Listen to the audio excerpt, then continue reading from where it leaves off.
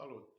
Eu sunt Adrian și în filmarea de astăzi o să-ți fac o primă prezentare a softului Expert RSVTI ca să-ți dai seama dacă te poate ajuta și cum te poate ajuta în activitatea ta. O să trecem la treabă și o să filmez desktop-ul cu funcționarea softului.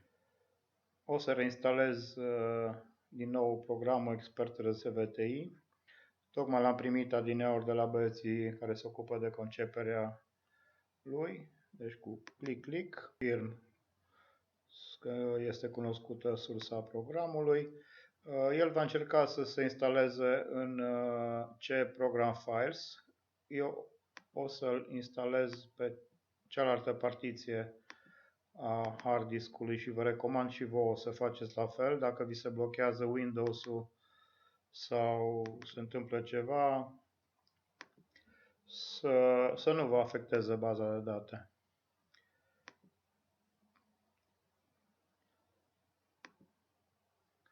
Să-mi creeze pe desktop un shortcut și click pe install. Merge destul de repede. La prima instalare o să-și mai downloadeze și să mai instaleze încă un programel de care are nevoie. După asta merge mai repede. Prima planșă o să măresc pe tot ecranul. Prima planșă se referă la informațiile referitoare la operatorul RSVTI. La prima intrare va trebui să-l completezi și atunci zicem titlu inginer, numele Stancu, Florin, autorizație SB234 și cu data expirării, autorizație 2015. Salvez și se intră în program. În partea stângă a programului vedeți niște butoane. Primul este butonul de status, în care o să vedeți imediat cum arată după ce introducem niște societăți, niște instalații și persoane. O să apară niște grafice. Al doilea se referă la societăți. Asta din cauza că puteți lucra în același program pentru mai multe societăți. E introdusă de către băieții care fac firma de soft, de la firma de soft, e introdusă societatea lor. O să adăugăm acum încă o societate să vedeți cum funcționează. Denumirea societății, Macanale SRL, cui RO 178 25851 J 096 2005. Puteți trece cu tab sau cu clicuri de pe un câmp pe altul. Adresa, localitatea Sibiu. Aici apar automat toate localitățile din țară care conțin cuvântul Sibiu. Dacă aveam numai primele Sib, toate localitățile care conțin literele Sib. Sib, județul Sibiu, strada Hațegului, numărul 6. Și restul le mai putem completa ulterior. Date de contact, telefon, fax, e-mail, detaliile bancare, datele despre directorul sau managerul societății, cu titlu inginer economist sau ce-o fi nume, prenume. Și aici data import se referă la numerele proceselor verbale. Dacă de la începutul anului până la începerea utilizării softului ați făcut deja procese verbale care SVTI pentru echipamente și pentru persoane. Dacă lăsați câmpurile goale, programul începe de la 1. După care salvez și firma apare salvată. Odată intrat în societate, În partea stângă e butonul pentru instalații, butonul pentru persoane, pentru autorizații sau buton de editare, unde putem intra să completăm câmpurile lipsă sau să facem modificările. Pe instalații avem buton adaugă, exportă, bază de date, adaugă instalații, luăm o categorie, Macara și zicem un pod rulant cu click. Deja ne apar niște caracteristici pe care trebuie să le introducem. Ce vedeți scris aici, regula cu Q mai mic sau egal cu 1000 sau mod de acționare manual, programul folosește regula asta ca să determine cine va supraveghea și va autoriza în continuare instalația. Dacă introduc aici datele unei instalații care sunt de competența RSVT-ului, programul ne va confirma lucrul ăsta și atunci o să zic că e vorba de un pod rulant cu sarcină de 1500 de kilograme, înălțime 12 metri, rază 14 metri și mod de acționare manual. Și atunci sunt sigur că o să îmi spună programul că RSVTI este cel care se va ocupa de autorizarea și de supravegherea lui. Tip model, asta e denumirea, zicem pod rulant 1500 kg, numărul de registrare la ISCIR sau numărul intern care îl dă RSVTI-ul, 2, 3, 4, număr de inventar. Nu e obligatoriu pentru program, dar poate veți avea nevoie de o evidență după numere de inventar, un număr oarecare de fabricație, 1985, producător poduri rulante SA și întreținătorul Macarale SRL. După care mă duc și salvez. Vezi deja avertizarea care mi-o dă programul, se poate autoriza de către RSVTI. Și atunci intrăm în pod rulant. Aici sunt datele podului și mergem pe autorizație. Este numărul de proces verbal 1. Dacă atunci introduceam un număr, când am introdus societatea, numărul ăsta era dat în continuare de către program. Data autorizării, programul pune totdeauna data curentă, dar dacă, să zicem, lucrați într-o sâmbătă sau duminică, puteți modifica și să puneți data de luni sau ce dată doriți. Data de expirare se poate seta direct de aici peste un an sau peste 2 ani. Sau, dacă nu, calculatorul va da ultima zi a lunii în curs peste un an sau peste 2 ani, sau se poate din nou selecta o altă dată din calendar.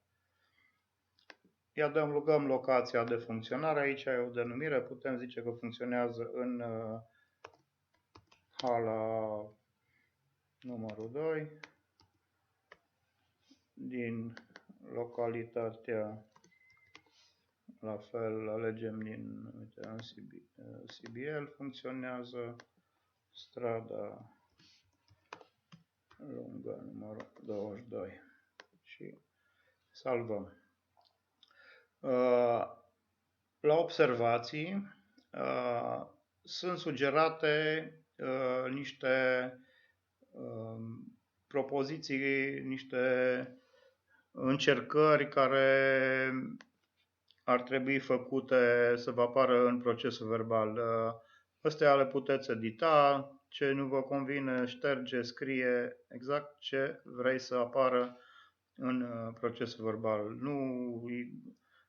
Nu vă convine cu suprasarcină de 10%, scrieți direct s-a făcut încercarea statică cu 1800 de kilograme.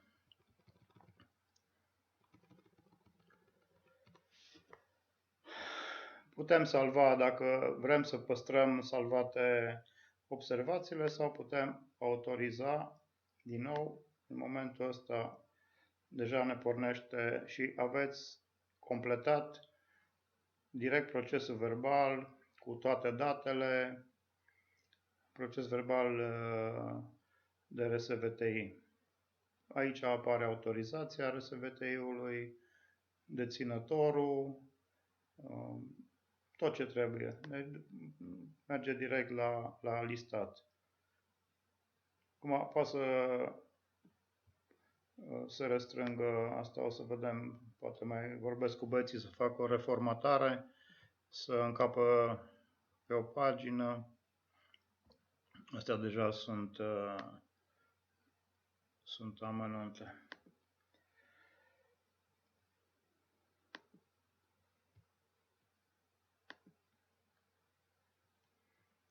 Ați văzut ce simplu se poate introduce și face un proces verbal de acceptare în funcționare de către RSVTI. Deja aici ne apare în dreptul instalației că are autorizația numărul 1 cu data expirării ei. Sus, în partea stângă, aveți scrisă calea pe care ați urmat-o să ajungeți la pod rulant. Te poți întoarce direct la societate sau puteai merge la instalații. O să intru acum pe rubrica persoanelor. Nu am nicio persoană adăugată. Pot să merg cu butonul de adaugă și introduc toate datele. Dar o să vă arăt acum cum se poate face un import de persoane. Noi primim de la societățile cu care lucrăm, cele care au mai multe persoane ce trebuie autorizate, fișiere cu datele persoanelor. Și atunci o să selectăm fișierul din care facem importul persoanelor. Este foarte important să aibă coloanele compatibile cu coloanele care le folosește programul. S-au importat 121 din 121, deci le-au cu succes pe toate. Aici apar toate cele 121 de persoane. Le-am creat pentru test, sunt cu CNP-uri fictive, toate datele sunt fictive, deci nu sunt probleme. Acum, odată importate, putem să îi autorizăm, să zicem că îi autorizăm ca legător de sarcină. Data autorizării, lăsăm data curentă, data expirării, la fel o puteți spune, de fapt e obligatoriu maxim un an, dar o să o pun tot în 2014 ca să ne apară în graficele de pe prima pagină. Se pot selecta unul câte unul, dacă sunt de ales sau ținând apăsat butonul Shift pot fi selectate mai multe persoane sau cu control A selectăm toate persoanele care vrem să le autorizăm, după care dăm click pe butonul autorizare și confirmăm autorizarea. Se generează documentele, atât procesul verbal. Eu folosesc pentru test, ați văzut, LibreOffice, este un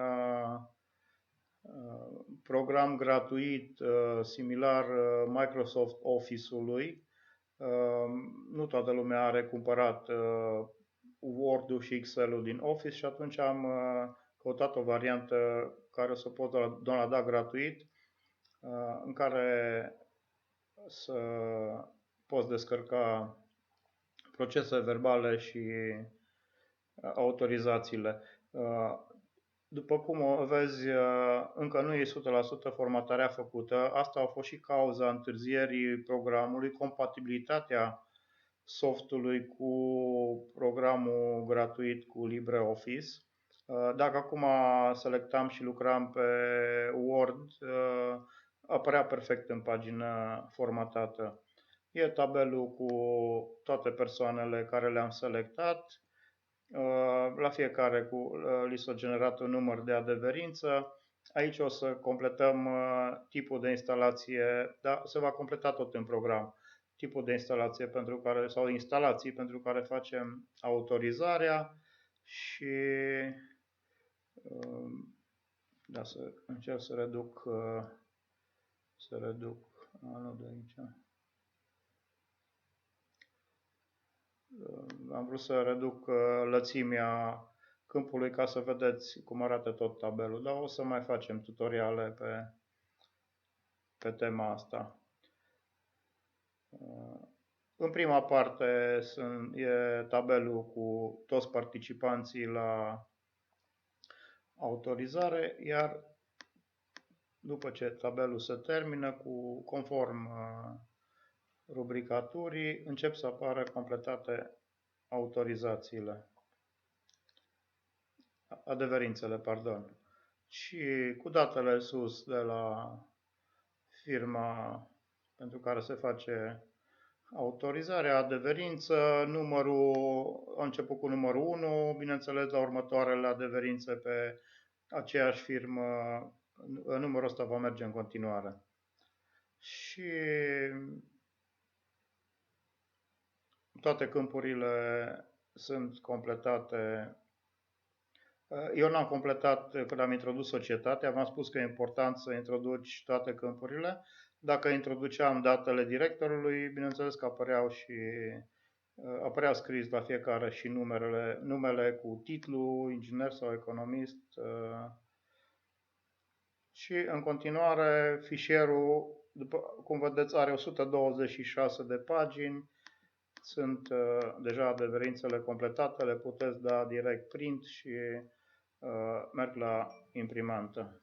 Ce am vrut să-ți mai arăt, la autorizarea persoanelor, de exemplu, selectez Macaragiu. Aici sunt toți cei care au carnete de Macaragiu. Autorizarea se poate face, după cum ai văzut data trecută, se selectează persoanele. Din coace se dă click pe butonul autorizare. Altceva am vrut să-ți arăt aici. În partea de sus sunt două butoane, buton de cursuri și buton de teste. Ele apar la fiecare meserie. Butonul de teste îți va deschide un formular unde ai un test de verificare a cunoștințelor teoretice. Bineînțeles că poți să-l modifici, să-l editezi oricând, să pui ce întrebări dorești dacă nu crezi că se potrivesc cele care le punem noi la dispoziție. Și un buton de cursuri, unde la fel, pentru fiecare meserie va fi un fișier cu ce credem noi că ar trebui să le predai pentru împrospătarea cunoștințelor teoretice. Sper că ți-ai făcut o idee de ușurința cu care se lucrează cu programul. Nu o să intru acum în multe detalii, fiind doar primul filmuleț de prezentare.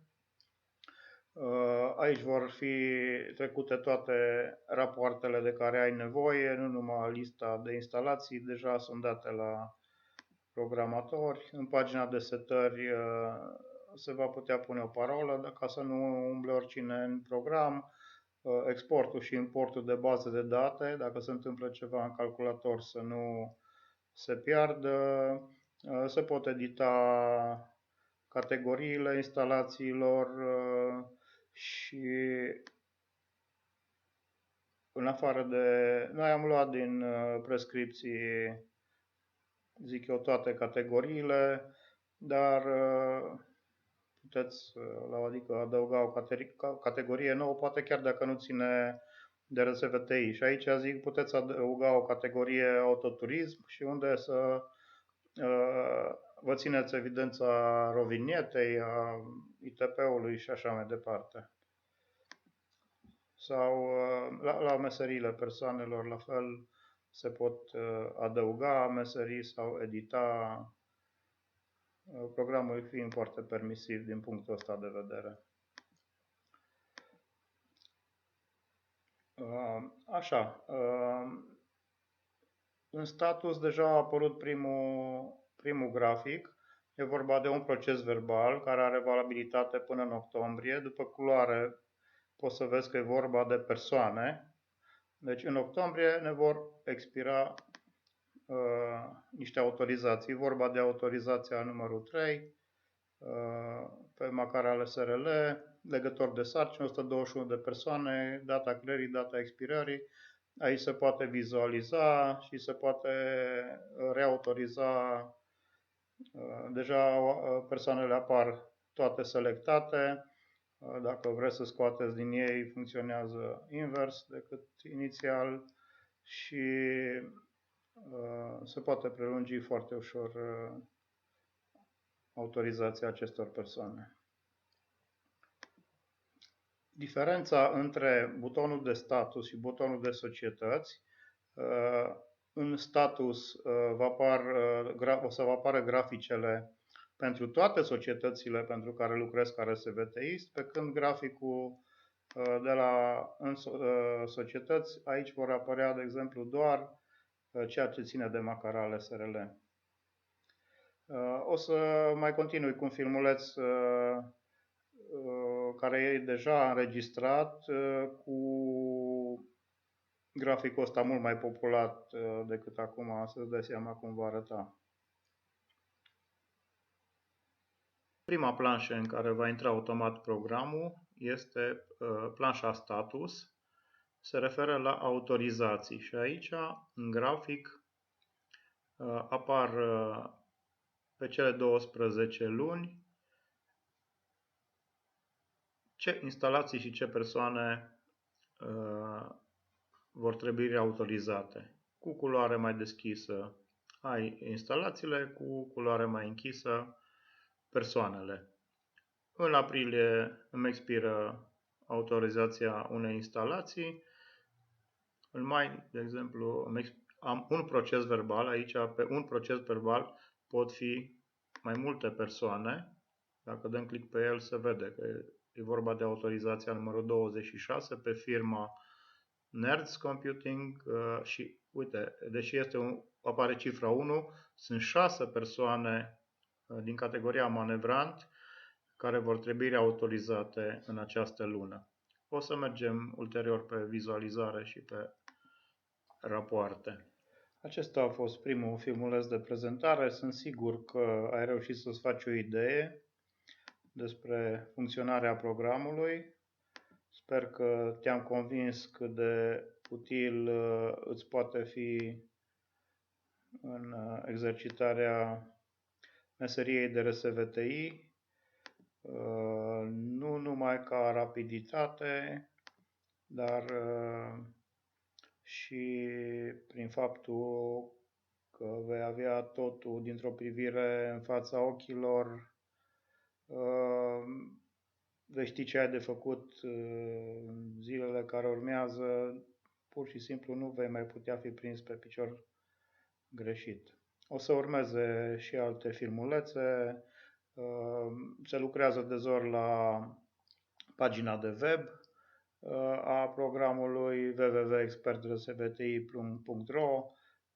Acolo o să avem tutorialele puse cu absolut toate operațiunile de la faza de instalare și tot ce ține de funcționarea programului.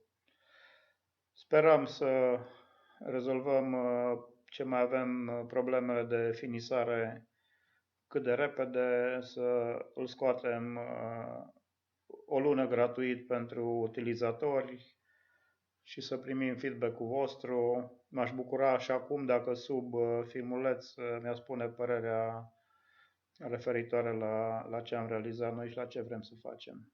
Te salut și ne auzim și ne vedem în curând.